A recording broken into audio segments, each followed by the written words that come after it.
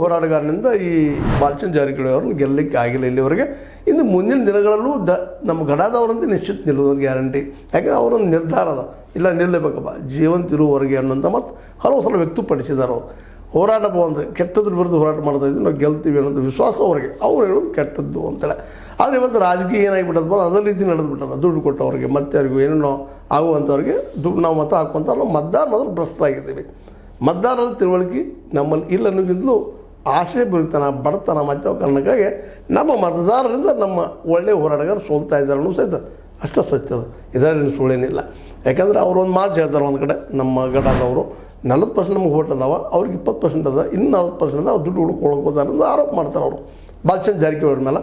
ಅದು ಸತ್ಯನೂ ಇರ್ಬೋದು, ಅದನ್ನು ಅಲ್ಲೂ ಗಳಿಬೋದು. ನಮ್ಮ ಬಾಲಚಂದ್ರ ಜಾರಕಿಹೊಳಿ ಅವರು ಅಲ್ಲಗಳಿದು ಮಾಡೋದು ಆರೋಪ ಪ್ರತ್ಯಾರೋಪ ಇರೋದು ಇದೊಂದು ಕಡೆ ಇರಲಿ. ಅಲ್ಲಿ ಒಬ್ಬ ಹೋರಾಟಗಾರರು ಈಗಾಗಲೇ ಬಿಂಚಿ ನಮ್ಮ ಗಡಾದವರು ಹೋರಾಟ ಮಾಡ್ತಾ ಬಂದಿದ್ದಾರೆ. ಅವರಿಗೆ ಕಳೆದ 30 ವರ್ಷಗಳಿಂದ ಗೆಲುವು ಸಿಕ್ಕಿಲ್ಲ. ಅಂಥದ್ರಲ್ಲಿ ಇನ್ನೊಬ್ಬ ಹೋರಾಟಗಾರರಲ್ಲಿ ಬರ್ತಾ ಇದ್ದಾರೆ.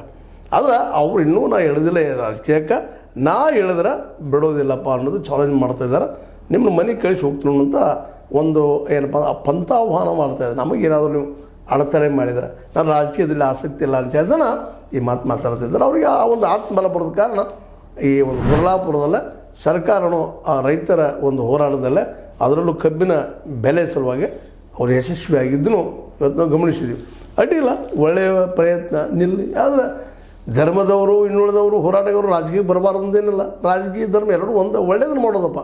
ಇನ್ನು ಕೆಟ್ಟವ್ರು ಮಾಡೋದು ಎರಡು ಕಡೆ ಇದ್ದಾರೆ, ಧರ್ಮದಲ್ಲೂ ಇದ್ದಾರೆ, ರಾಜಕೀಯದಲ್ಲೂ ಇದ್ದಾರೆ. ಅವೆರಡೂ ಬೇರೆ ಬೇರೆ ಅಂತೂ ಅಲ್ಲ, ಒಂದೇ ನಾಣ್ಯದ ಎರಡು ಮುಖಗಳು.